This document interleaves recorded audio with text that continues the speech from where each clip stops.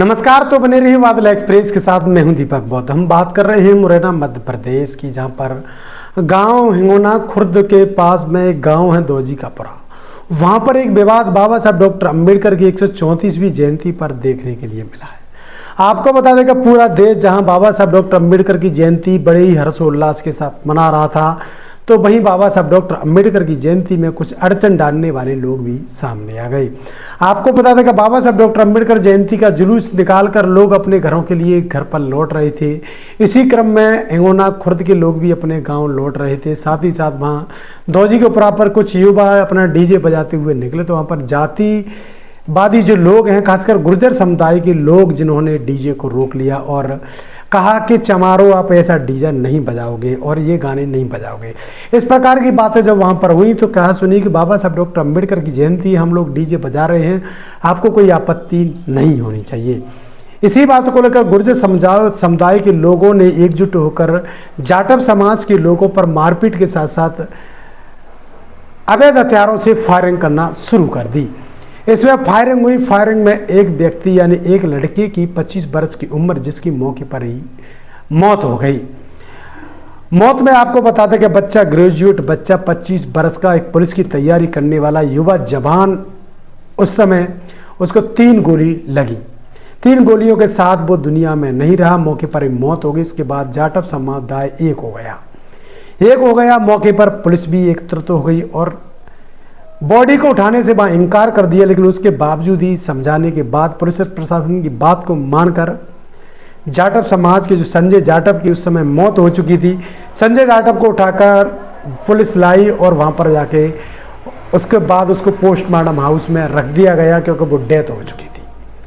साथ ही साथ उसके साथ में एक और हिंगोना कला का जो लड़का था, उसका नाम था रानू जाटव। रानू जाटव को गोली लगी है, उसकी बाहों में गोली बताई जा रही है। हालांकि अभी उसका कोई खास पता नहीं कि उसको गोली से कितनी निशान लगे हैं, गोली कितनी लगी है उसको, लेकिन उसकी हालत गंभीर स्थिति में मुरैना जिला चिकित्सालय से ग्वालियर के लिए उसको रेफर कर दिया गया था।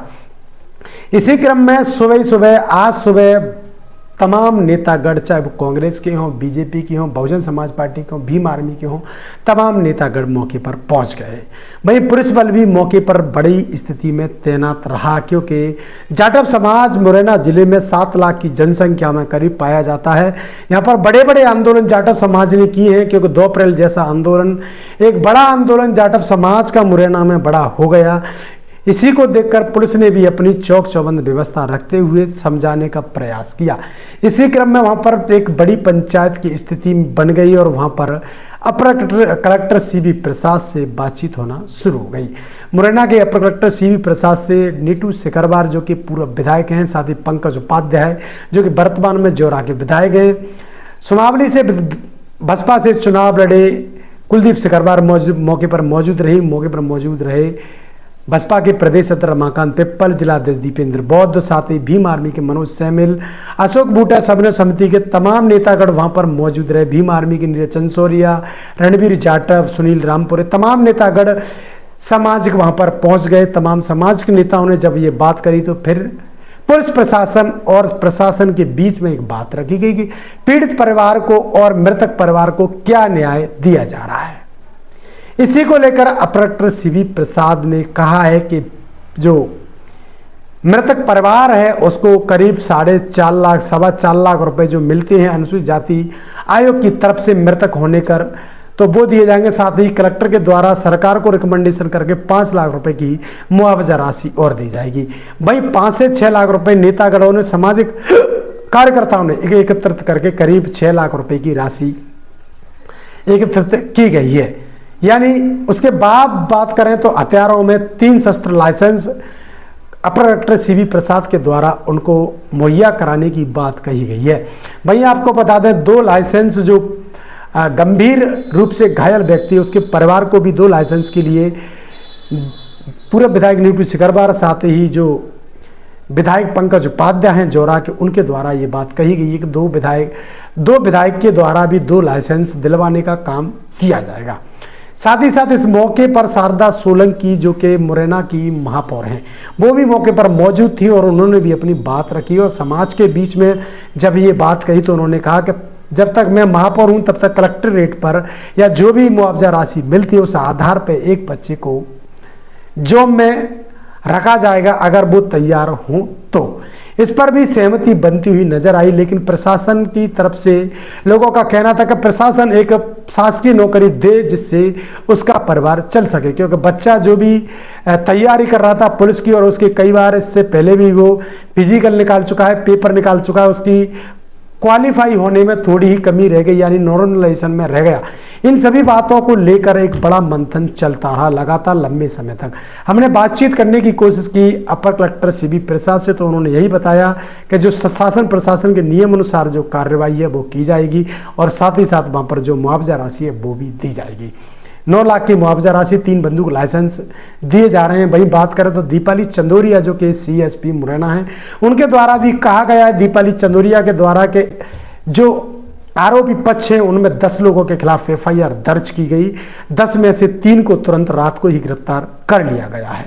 वहीं 7 की खोजबीन जारी है, यह बात कही गई है। उन्होंने बताया है गंभीर अपराध है और इसमें जो हत्या का मामला है वो दर्ज किया गया है। साथ ही धरपकड़ जारी है, लगातार प्रयास करते रहिए जारी किए जाएंगे। वहीं बता दें कि इस जो मृतक परिवार है उनके यहाँ भी गार्ड लगाया गया है और उसके बाद जो गंभीर रूप से घायल हैं उनके यहाँ भी गार्ड की व्यवस्था की गई है।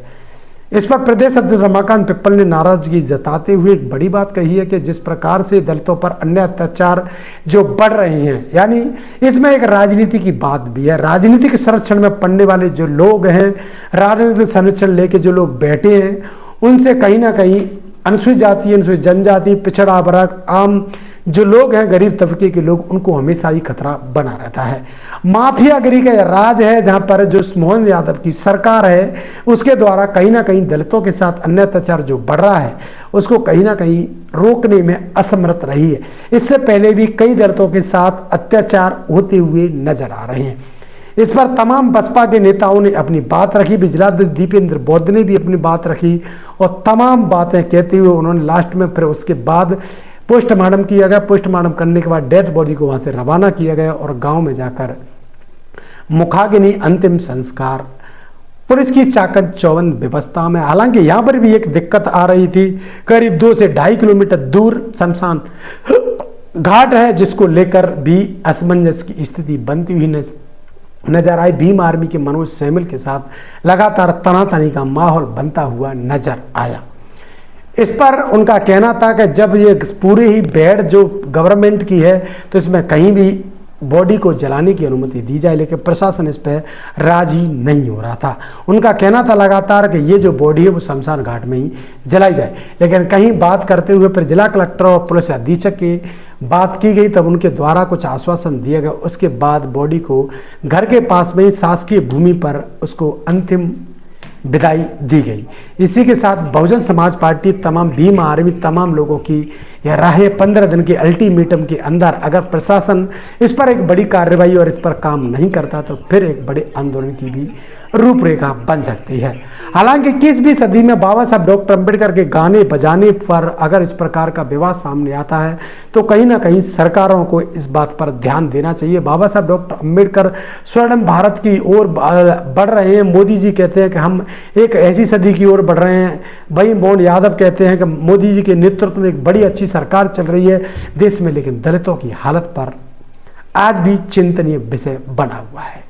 तो बने रहिए हमारे साथ यूट्यूब, फेसबुक, इंस्टाग्राम पर देखते रहिए बादल एक्सप्रेस। मैं हूं दीपक, बहुत बहुत धन्यवाद।